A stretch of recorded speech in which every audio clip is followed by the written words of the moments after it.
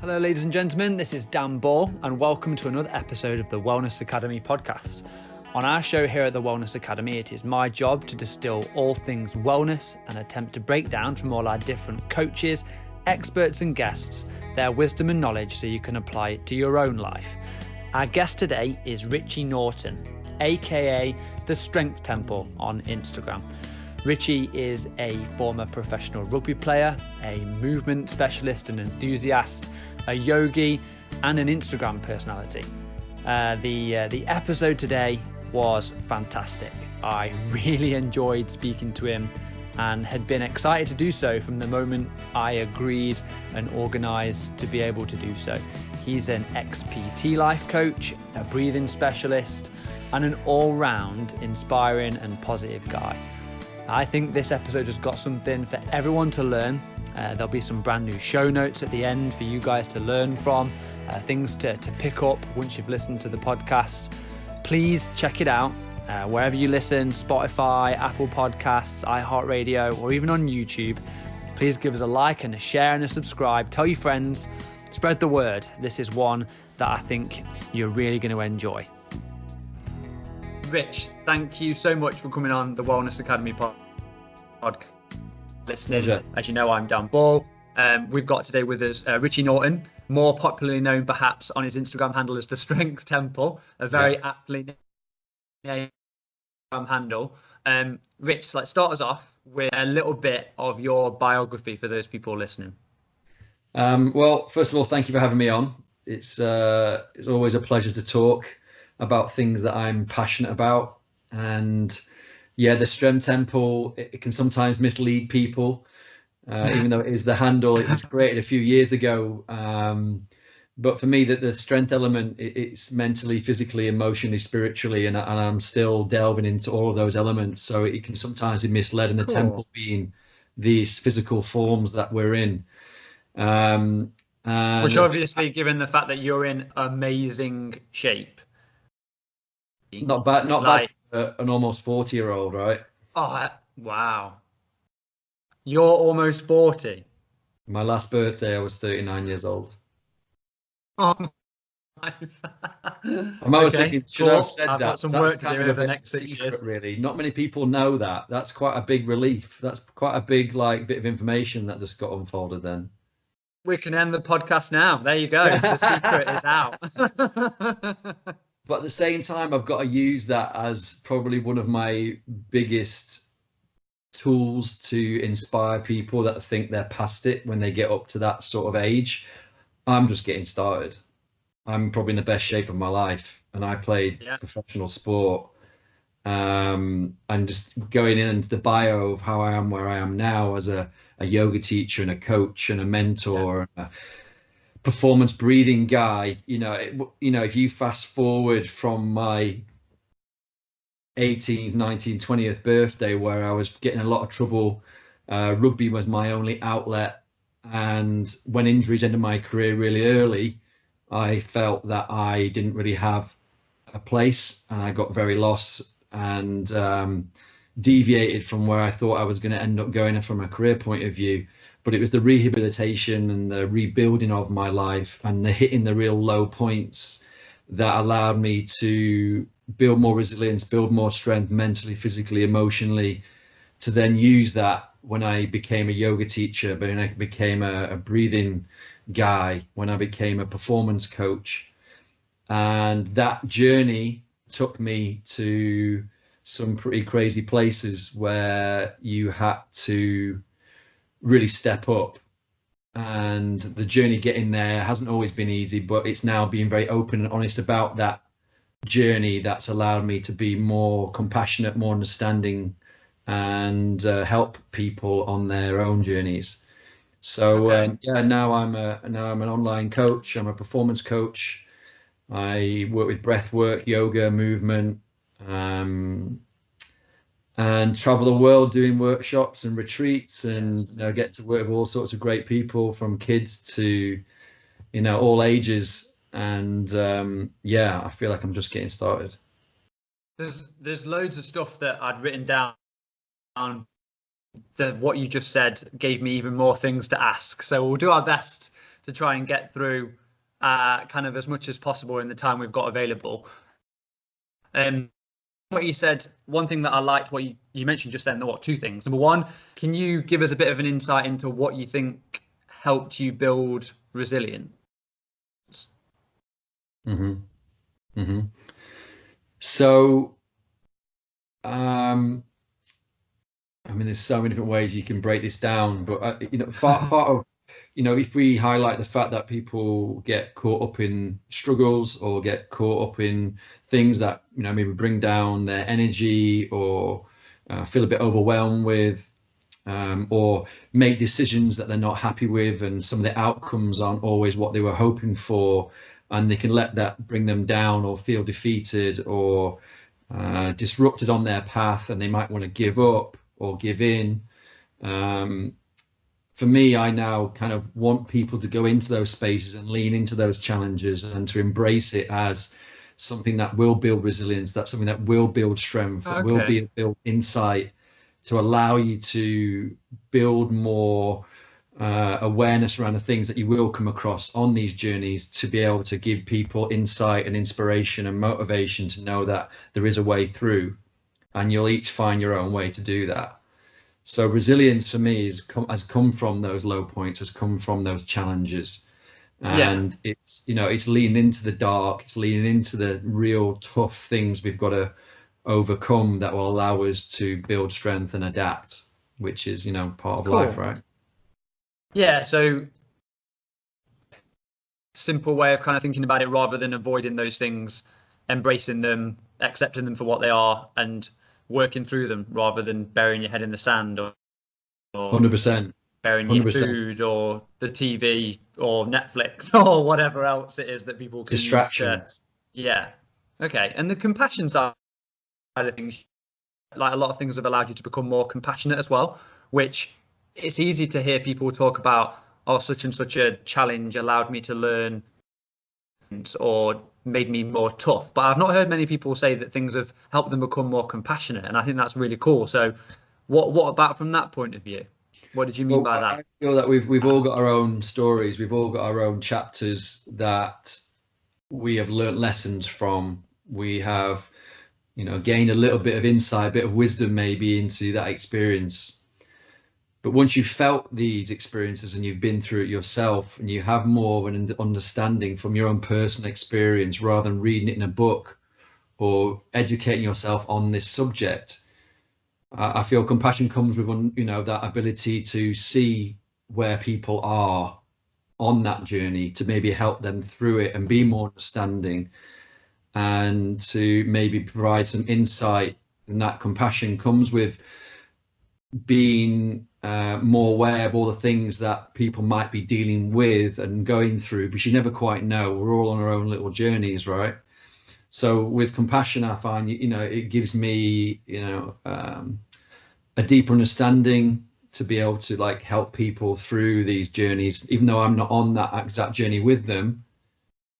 I believe it gives us that bit of insight to be able to, take time and be patient and provide just enough help and support to, bring some value to other people's lives. Cool. Amazing. When you were a professional athlete before, I think I understand that rugby was the main thing that you were into back then. Yeah. And we interviewed a guy a couple of weeks ago, a lad named Dan Ty, who was a really cool guest to have, and he had a similar background point as you. So he was massively into his rugby, and I'm wondering whether or not, how common it is that people's, obviously their sports journey interrupted by injury. And that sounds like what happened to you. Yeah, I think if you asked majority of rugby players, we'd have a very similar story. What we're not taught when we're younger, especially in my era, is, you're taught to lift lots of weight, eat lots of food, and train more and more, and that will make you better. What you're not told is the pressure of the game, the stress and the wear and tear, the repetitive stress on the body from all this repetition will eventually break you, and you're not then told how to come out the back of that. Also the lack of education and insight that we have now on how lots of continued impact and lots of continued stress and the mental pressure will also start to wear you down. And overcoming that is a real challenge. And it's one of my big focuses actually to work deeper into the rugby space, being my history, to actually help educate and give people the tools to maybe not even get there and prevent it happening, or at least help them transition into that next chapter, because it is a real cool tool to actually share when you can break it down in a real simple form for people that don't quite know where to start. And rugby players are really getting hit hard at the moment. Yeah. Allow me a moment of ignorance. Rugby's not my game. But who did you play for? So in the UK, I was actually at Chester Rugby Club as a youth, as a colt, and then played county in north of England under 16s. And then I got the dream to go and play at Sale Academy. I thought that was it. This is my big break. You know, I'm going to get the opportunity to play at the Colts at the junior level, and this is going to be my way in. And I wasn't really in a good headspace to be professional about those opportunities, and I was getting distracted and hanging around with the wrong people and being very disruptive. And my outlet was rugby, and it got disrupted a little bit. And luckily my lifeline came in the form of a contract in New Zealand to go and play under 19s. And everyone said, you know, this is your chance to start again, because you're going to end up, you know, wrecking your whole career if you don't make this move. So that 6-month contract in the South Island county team in New Zealand became a 2-year trip.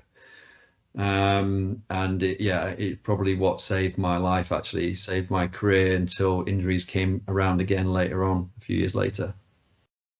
Okay. And then transition from New Zealand, or was there a pit stop anywhere along the way? Yeah.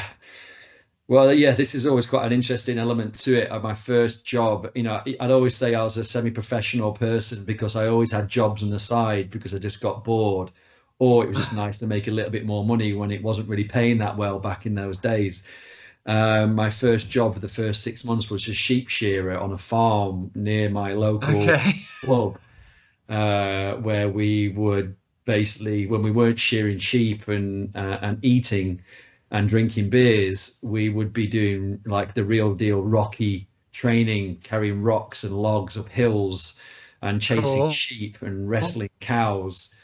And at the end of that, I mean, nearly 2 years in, I had to come back to the UK and got a lot of opportunities, a lot of offers for the clubs after being New Zealand. It puts you on quite a high profile status, but I chose to go and play in America. So I went to New Zealand, New Jersey, played New York League for Red Bank University, and then injuries started to plague me. Not knowing how to take care of it, didn't know what mobility was, didn't know what functional training was, didn't know what stretching was. Yoga was definitely not on the radar at all. And it was the beginning of the end, because my body started to like be pulled out of sort sciatica, frayed nerves in my spine because of poor posture, hip flexors. How old were you at this point? I was 23. Wow. Should have been in my prime. But hyperextension of my knee, concussion, dislocated my jaw, broke a few fingers and toes. It just came like one after the other, because I really wasn't in a very good place to physically deal with the continued impact and the wear and tear. And then I came back to the UK, and then did a bit of time in the UK trying to rehab myself, and then got one last shot in Portugal playing for a university over there as a player coach. And again, injuries eventually just finished me off. So that was 26, again, when I should have been hitting my stride, never really addressed it.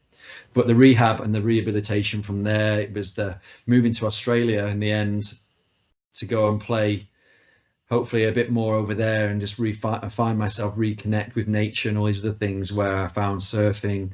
I found a really great osteopath who introduced me to trigger point tools and myofascial release. And then I found yoga, found capoeira, and then all of a sudden all my injuries went away. Wow.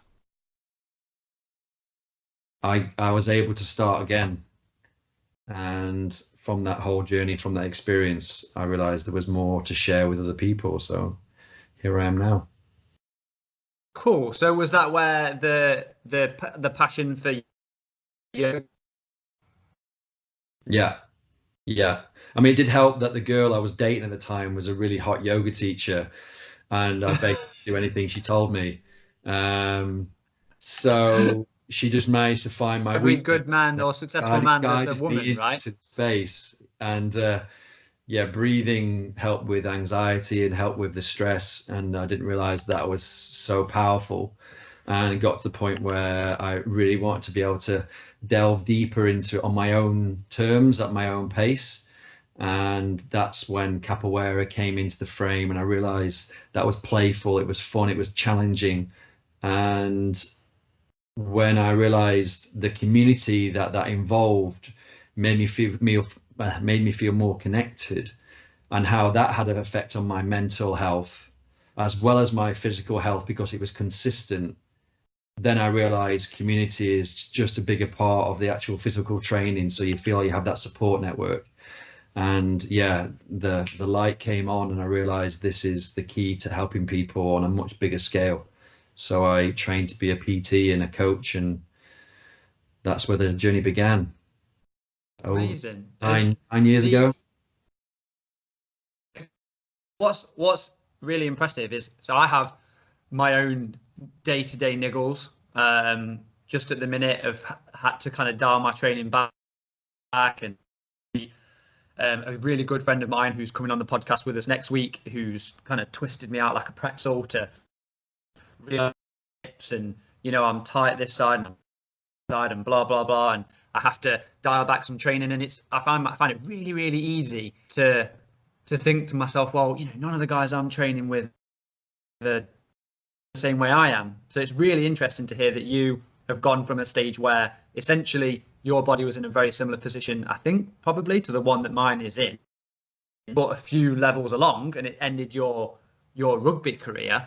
But now I look at your Instagram videos and the way that you can move and the flexibility of the mobility, like, it's fluid, and it's, I hesitate to use the word, kind of graceful and beautiful, the way that you can move your body. Mm-hmm.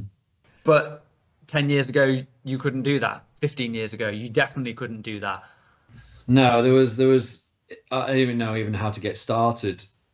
And the typical excuse is I'm not flexible enough, I've got really bad mobility, I've never been able to do it, or that's just that's impossible for me. They don't see they don't see how to bridge the gap between what they see me doing. So one of my biggest tools is to get people to go back to basics. All my workshops, all of my yoga classes, all of my sessions are all about giving people the basics, because most people can't do the basics very well. They're too busy trying to be the best and do the more technical, fancy. So the key is play and experiment and doing the basics consistently, just for a few minutes a day, and go to your own limit, go to your edge, go to your boundaries, and then play from there. But the consistency is usually not there for most people, because they'll do a little bit here, they'll do a little bit there, and they're never really making the progress. Whereas you do have to be, in that mindset of experimenting, playful, going on the journey of it, exploring these different ends of the ranges, no matter what your sport, whether you want to be an athlete or whether you just want to get through life without aches and pains and get old before your time. You've got to move. The sooner you start to do it, the easier you're going to find it, and the more fun you're going to be able to have with it. Just our issue is, so many people wait until they're told that they've got to do something because the doctors said you're broken, or this is not working, or this aches and pains get so painful that you're then forced to do it. Whereas you could have resolved that by becoming more aware of what your body can do in that moment. And that's breathing, that's movement, that's mobilization, that's being in nature. They're all free. You don't need any pills for that. You don't need to go and see a Yeah. doctor for any of that. But we're just so lost or so confused, or we've got this attitude that it's not for us because it's for yoga teachers, because it's for like spiritual gurus and girls in spandex. It's guys out there need it more than ever, not just physically, but we now see mentally. And this is the tool that's going to help people on that journey. Um, and then you open up to a whole community of people looking to help each other, which is massive. What do you think those basics look like then, Richie? So are there 3 things, 5 things? Is there anything kind of specific that people listening at home that's what they're going to do as well if they don't know who you are? Or even people that do know who you are, get reminded, as amazing as it is, like you say, to watch what you're doing and to think, I don't know how I can get from where I am today to what that guy looks like. It's such an impossible goal even starting. Like, I'm never going to be able to do that. But if you had to give people listening 1, 3, 5, 10 things or whatever it is, what would you suggest that they did? Well, there's loads of things you could start to tick off the list, I think, but to make it simple and to break it down, its easy form is wake up every morning and do something physical, move, and in some way to stimulate your body and your mind, to wake up your body without having to artificially stimulate yourself with loads of coffee to go and get through your day. You've been lying down for a few hours. Hopefully you've had a really nice sleep, but it's unlikely for smart people that people are on their phones and disrupting their sleep, which is the most important part. You've got to get better sleep. Your number one priority should be getting better sleep. That fixes so many things and helps you on your way.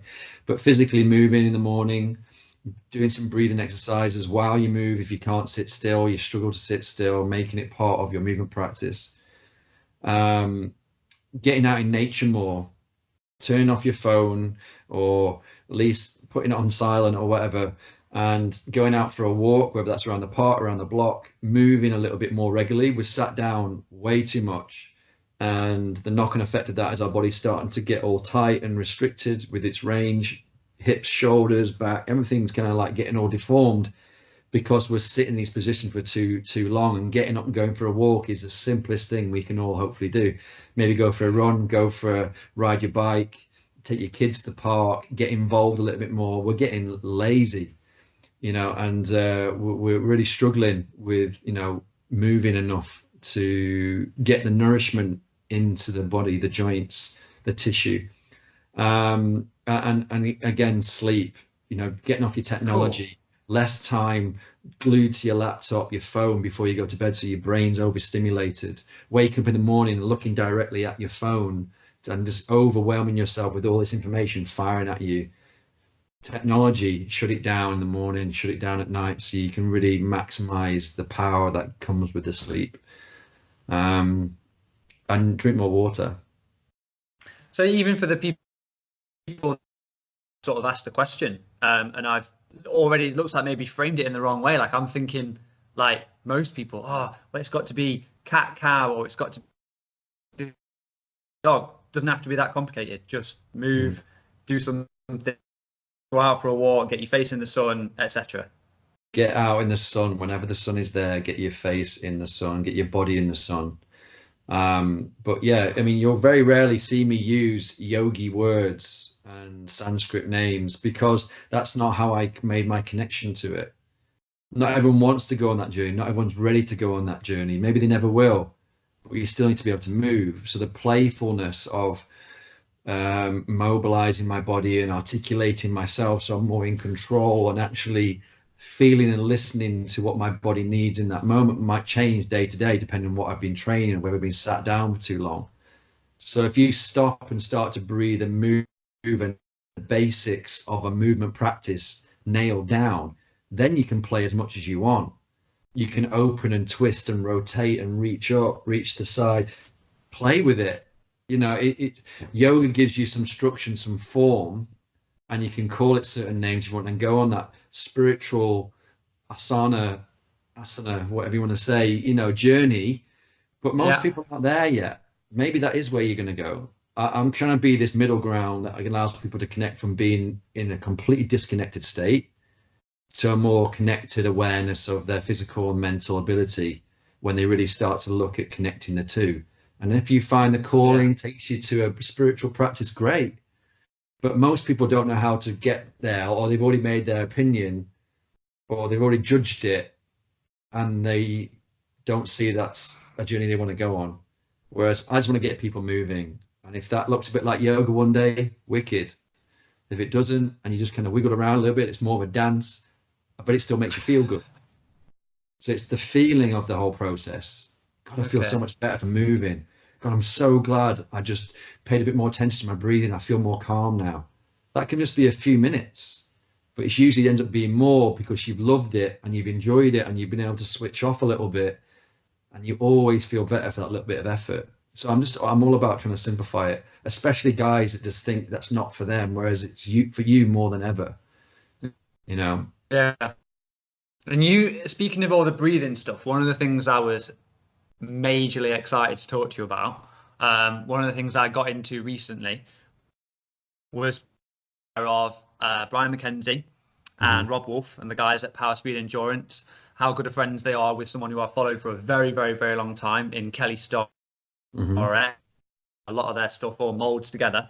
And then as you and I got talking a little, up pops on your Instagram, you arm in arm with Brian. And I discovered that you're an ex-PT life coach as well. Yeah. Crazy cool. So like there'll be loads of people, I'm guessing, because every time I try and talk to people, they don't know what it is, and I struggle to explain what it is to a certain extent. I just know that the idea of going and doing an amazing retreat in Costa Rica, for example, breathe in, to sauna and ice baths, maybe surfing, training on the beach, sounds incredible to me. But can you kind of give us an info on how that life and those experiences and what you gained from that? Well, there's a big story about this whole thing that would probably take longer than this podcast runs for. But Brian came into my life when I was doing some private coaching with an actor over in the US, and we ended up at Laird Hamilton's house. And I just happened to be in the right place at the right time, where Brian was on the main crew list for the pool sessions and breathing movement, taking weights underneath the water onto the bottom of Laird swimming pool, and jumping in ice baths and saunas and hanging out with all these super athletes and like mega celebrities. I just felt very humbled to be able to be around them, but also see how they're just all there being normal people, just wanting to improve their health and the quality of their health and be there for others. And it just completely overwhelmed me that how powerful that was for myself, never mind how that is something everybody else can embrace in any field. So Brian was part of that. He took me on his wing, shared a lot of his insight, and got to spend a lot of time with Laird and those guys. And XPT was born a few years later when they realized they could actually build some structure to this and accreditation, rather than certification. Just coaching is it's just realized there was more people needed to get access to this. I came home from that trip that summer and promised I'd go back every summer to get that time with them and to keep learning. But also when I came back to the UK, I just wanted to share everything that I'd learned, and the ethos, the attitude, the community element, and going deeper than just the physical practice was a key part of what's created who I am now. And Brian's always been very supportive. The Power Speed Endurance stuff has been a big part of my training. I see him as a mentor, and Laird as well. Just, two people that are huge influences on me and really do guide me. And Gabby Reese as well, Laird's wife. And now Rob Wilson, now he's in the mix with Brian, again, another super inspiring guy that, I regard highly. And XPT has kind of evolved from that. I've coached in that. Because I realized the structure was something I could replicate back here. So in November, which you are looking to do, right? Yeah. So at the moment, I'm a level 3 coach, the only one in Europe that's mentoring with Laird and PJ Nestler and those guys. Yeah. But in November, I'm off to go and do a master trainer mentorship to be able to then deliver certifications over in Europe and start to run more workshops and more experiences over here. So yeah, that's what we're ramping up for now. So I'm deep in books studying for that Definitely now. up for coming and doing some of them with you for sure. I'm Yeah, disappointed to have to miss out on the one in November, as I'd said to you. yeah, it's a shame. It's a shame. But I think what's going to come from this XPT stuff is another level to that. So that's where all the hype is right now. Cool. And for people who perhaps don't fully understand what it is that we're talking about, the kind of XPT and the power speed endurance thing, they kind of marry together in at least, and please correct me wherever it's necessary, in three main areas, which is one is move, which, as you've already discussed, you're passionate about and doesn't have to be something complicated. The second one is breathe, of which there are many videos on YouTube, on the Power Speed Endurance YouTube, that I've seen that can give people a really good understanding. Pay for courses or attend the live courses that they run in the UK and around the world. And then also recover. So kind of initiate principles of heat shock therapy and cold shock therapy. So there's lots and lots that people can get involved with there. Of course, the simplest one being, other than the moving, can you give people a bit of an understanding, for those listening, that, hang on a minute, breathing, I do that every day as it is. What do they mean breathing? Can you give me a little bit of introduction to that for anybody listening as well? Yeah, well, firstly, breathing comes before movement. Breathing comes first before everything. Yeah. Breathing is a tool that we've been using obviously for many years. You look at yoga, for example, and all the gurus and the Zen masters out there been there for hundreds and thousands of years. But now, from a performance point of view, which is really, I guess, where Power Speed Endurance XPT has started to use it, we're able to use breathing protocols, different tempos of breath, different methodologies, and the more we tamper with them, the more we experiment with them, the more we're finding out the power of how that affects our nervous system, our body, our mind, our thoughts, our physiology. And through people like Wim Hof, for example, which is more mainstream now, he's been a huge catalyst for that. And with XPT, breathing is the foundation of how you prepare yourself for sport, how you adapt a part of you in the post-training, allowing you to adapt your physiology to prepare you for a specific sport, or simply just to calm you down before you go into a meeting because you're stressed. It's just about using these tools in a way where it has your intention is to create this outcome, and knowing which protocol, which cadence breath, which tempo, which method is actually the one you need for that outcome. And there are so many different elements to this.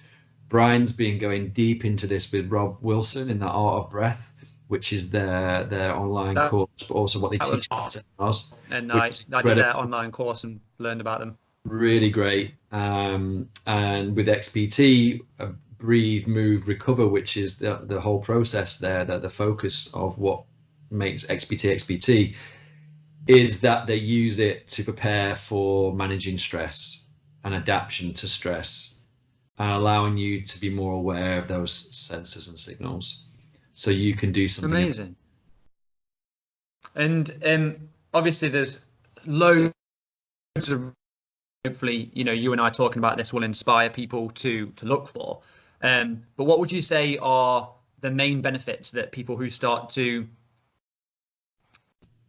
breathing protocols, movement protocols, whatever, they don't have to be complicated. I know protocol might sound like a complicated word, but a pattern, a practice, what would be some of the main benefits that you would expect, or people can expect to receive from just 5 or 10 minutes of doing these things a day, do you think?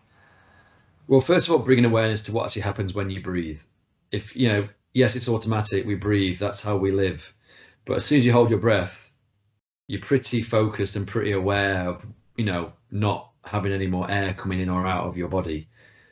So we can survive without water, we can survive without food, we can't survive without breath. So, and you only have so many breaths in a lifetime. So why not make them as mindful as possible and adapt to a more efficient way of breathing? So one, you can either reverse dysfunction. Poor breathing, over breathing leads to a whole array of problems. And if you can just be aware of your breathing and start to monitor your breathing and observe nasal breathing, mouth breathing, whichever one you're going to be focusing on. Nasal breathing is what the nose is for, the day breathing. Mouth breathing has a place and a purpose at times, but most of the time people should be breathing through their nose. Some people can't even do that. So try and breathe Yeah. through the nose all day long. See if that's possible. Be aware of nasal breathing. And then if you're looking to bring calm and focus, if you can observe a little pause at the top of an inhale and a pause at the bottom of an exhale, but also count an inhale and then count how long it takes to exhale, it's a mindful way of addressing what's happening with that breathing rhythm, that tempo, that cadence. So there's so many different breathing protocols, as I say, different methods. Yeah. But I'd simply observe how you're feeling. And then if you start to want to go deeper into it, go into XPT, go into power speed endurance. There's so many different people that are doing amazing breath work practices, and then start to understand what you can do with those different practices at your fingertips, because it's more powerful than anything else. Sleep, we touched on before. To help down regulate before you go to bed, let's leave a key thing here. If you can down regulate, so lower your heightened sympathetic state from being super hyped up all day, and you want to sleep well because your brain's super active and you can't just switch off. If you count an inhale, let's say 4 seconds, and then count out your exhale 8 seconds, so lengthen the exhale if that works for you, but just try and lengthen the exhale and just repeat that cycle with maybe a little pause at the top of the inhale. Again, you're mindfully starting to think about down regulation, lowering that system down, that cycle, that wave of breath. And you can use that before you go into a meeting, adding more breath holds. So it brings focus and control and calm. But everyone's different. So it's very hard to give the specific ratio, but it's definitely just observing it first, because once you observe it, you're then in more control to make a change and adapt. So I know that the ratios are varied. I don't know mine off the top of my head, but I have been through and figured out based on I did a CO2 tolerance test to work out, how long I should breathe, how long the pause, etc. But if we give something really simple, which I think could be interesting for most people to calm down, is count your inhale, pause at the top, try and have a longer exhale than the inhale and a slight pause at the bottom. Would that be a dead simple way for people to go about it, right? Yeah. And as far as 7 seconds or longer is the magic number when it comes to breathing out for calming down. Yeah. I mean, I try not to even say that, but yes. Okay. Because I work with a lot of people completely starting out from the beginning, and because they've never tried to lengthen their exhale, they've just breathed. Dysfunction has set in, and some people panic and feel more anxious and rushed to try and get that 7 or that 5, and they can't. So what I would say is start to build up with it and observe it, but don't judge yourself, but just tune into how you're feeling, because what might be happening is you might be unaware of how anxious and wound up and stressed you are, because you can only breathe out for 3 seconds, but you've already had a panic attack because it's too slow. So what I'll always say is just try and lengthen the exhalation longer than the inhale. And if it has to be out of the mouth, because that's a little bit more calming, breathe out of your mouth. If you have to do it with your eyes open your eyes. But optimally, eyes closed, and then naturally let it out, peacefully, calm, without being forced, and then build from there. That in itself, that attention, that awareness is a mindful practice. But when you're going into the protocols that we would use through the practices that we've learned and been educated on, we can be more specific about 7 seconds. Yeah, that's cool. 4, really cool. 8, 4, 7, 4, whatever it is. It will change day to day, but once you've got your baseline for that individual, then you can play. Yeah. This is where I'm at right now. I'm going to try and improve by next week, get into 4-8, because this week it was like 2-3. I'm really stressed. I'm not feeling it. It's feeling really uncomfortable. But make the whole program, the process, the journey, the mindful attention. Give people the Yeah, basics, make it simple. Go back to the basics, get the foundations right. cool. I actually had a little bit of a win myself the other day. I managed to do my exhale for 53 seconds, Wow. which is a colossal win compared to what it was when I first gave it a go. And just, reading some of these statistics about how long some people can breathe out when they're at an elite level, at the same way I watch how mobile you are and we're not sure that's happening. But yeah, it's been a long time concentrating on, just like you say, just trying to breathe in and out through your nose full stop. So that's a good thing to mention. Versus, What you've just highlighted then is, so we've just been talking about inhale for 4, exhale for 7 or 8, and then you just mentioned I just breathed out for 53 seconds. A lot of people, I know straight away would go, what? That's a bit of a jump.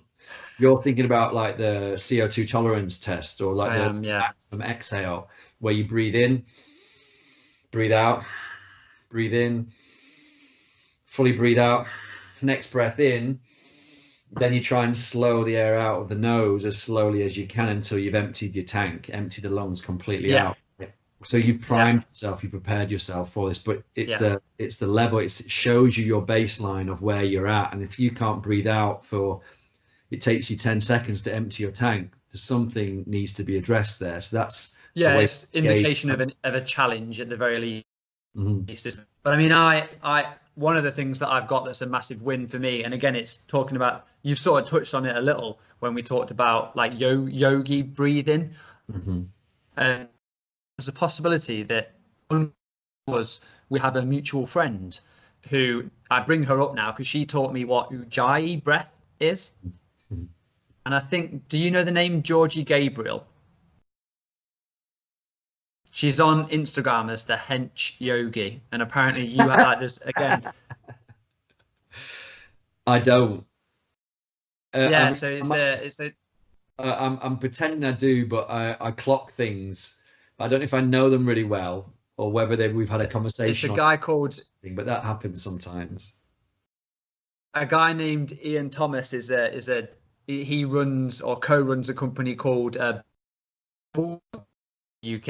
that they make CrossFit rigs and equipment and so on and so forth. And yes, but long story short, she taught me the idea of Ujjayi breathing, and without learning that, the idea of breathing out for anything longer than 10 seconds would have been a non-starter. But it is, the more the better you can be, of course. But like you say, basics are king, and it's taken a long time to get to where I am with it, at the very least. And where I am isn't even anything special. But yes. Well, it's like one of those things for me when I say Ujjayi breath, for example. I think about what that meant to me when I first started and how I use it now in a lot of my teachings. I never really call it Ujjayi breath. I'll just highlight what the sensation is, so people be aware of it, because it's a very calming response, even just the light vibration that comes with that. But when I was doing yoga for the first few years, I couldn't grasp that. I wouldn't even breathe. I'd forget. I was too busy trying to focus and concentrate on trying to keep up with everybody. I'd forget. But then Ujjayi breath became that foundation for me to stay calm, because I did it at my own tempo, my own pace, and that was the key now. And it's a huge part of everything that I teach now. We all, well, in all my workshops, I try to maintain that. Even when we're playing and when we're sat there just talking, I get everyone to embrace that inner Zen warrior that I'm trying to create in everybody. Yeah, man. So, one of the things I wanted to ask you about, which will hopefully be listening, who's got inspiration right now to try and, take a step down this journey, was kind of like morning and evening routines. But on some of those things, but is there anything that you haven't mentioned so far that you feel is an important part of your start to your day or the end to your day? Or maybe even if they're things that you avoid, to give people further reinforcement about how important you find them, you want to mention again? again, highlighting sleep. It's got a bit of the headlines in the last few months, because it's been proven time and time again. The more they research it, how that is the key to improving your health physically, mentally, emotionally. It affects every aspect. This is sleep, you say? Human beings, yes, sleep. So I'm big on taking tech away. Ideally within 2 hours of you going to bed, and switching off from all the hyperstimulation and the blue light and everything. And I found that to really help me. Writing down things I'm grateful for before I go to bed and when I wake up. Again, another big part, because it helps visualize, helps emotionally attach to the things that have happened that day that I'm really grateful for, the little things in my life. It sounds a bit woo-woo to some people, but it's actually, how many times do you just check in and go, actually, things aren't that bad. So I've got a roof over my head. I've got a car to get me to work. I get to feed myself. I get to go on holiday. I'm so grateful for this opportunity to do this. Actually, life's pretty good. Life isn't that bad. It's not that challenging. Why was I worried about all these different things? And that then ends up just torments you, and then keeps you up at night, and then disrupts your energy that day, because you just get overwhelmed with other things that are just in your face, in your environment, and you lose perspective on the things that really do matter. And then, you can even say that, connect that with journaling, writing down what you want to achieve that day, what you did achieve that day, what you want to achieve that day. And then, being more connected with others. You can't isolate yourself. You've got to get out and about and engage with people. We've got to communicate more. We've got to talk more. We have to reach out more when we're struggling, because it allows us again to also unload and down-regulate and decompress. And that can then ease some of the things that might be tormenting us emotionally, to allow us to sleep better, to allow us to have a lighter mood and more positive vibe. And then we can help others. And that's a gift in itself, and I think we all have that ability.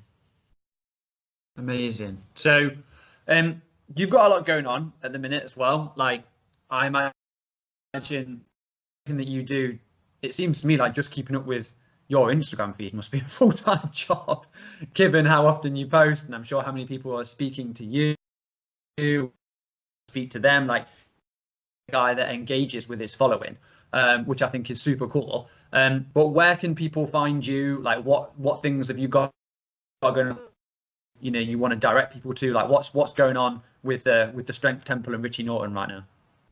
Well, the main focus point has now become the website, which kind of has everything that's going on, and it's updated regularly. And there's a newsletter that goes out to keep people in the loop that want to hear first before things make it into Instagram. It's usually on the website first, and mailed out to people, and that's the www.thestremtemple.co.uk. And then Instagram, Facebook, Twitter, LinkedIn. I'm trying to be active on all those platforms, because there's always a different community out there looking for a maybe slightly different bit of insight. So I'm trying to be diverse, but also you never know when you might catch someone at the right time for them to, want to make a change, and just give them that little. Hear the message. But I'm doing workshops all around the UK, retreats around the world.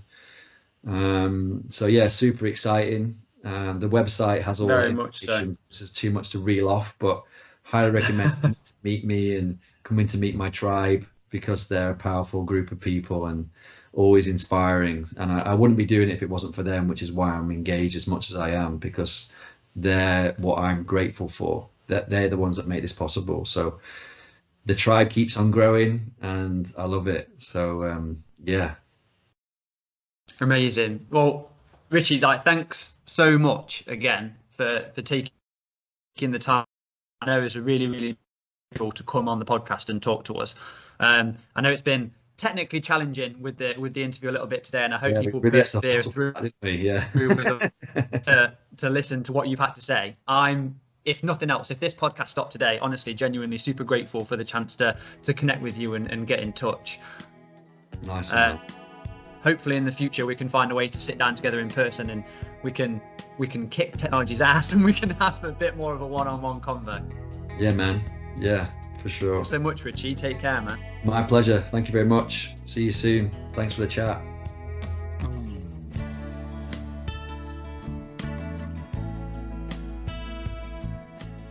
This is Dan Ball from Wellness Academy. I really hope you enjoyed this podcast. Please subscribe on Apple Podcasts, Spotify, or wherever you're listening right now. You'll find a link on the episode notes. Just tap or swipe over the cover art. You'll also see some offers from our sponsor, Lichfield Apart Hotel. Find them at lichfieldaparthotel.com, and we hope you'll support our show by supporting them. If you like what you've heard, we'd love it if you could give us a 5-star rating and tell your friends how to subscribe. Another way to support us is to answer a short survey at yourwellnessacademy.co.uk/survey and tell us what wellness topics you'd like to hear about. I'm your host, Dan Ball.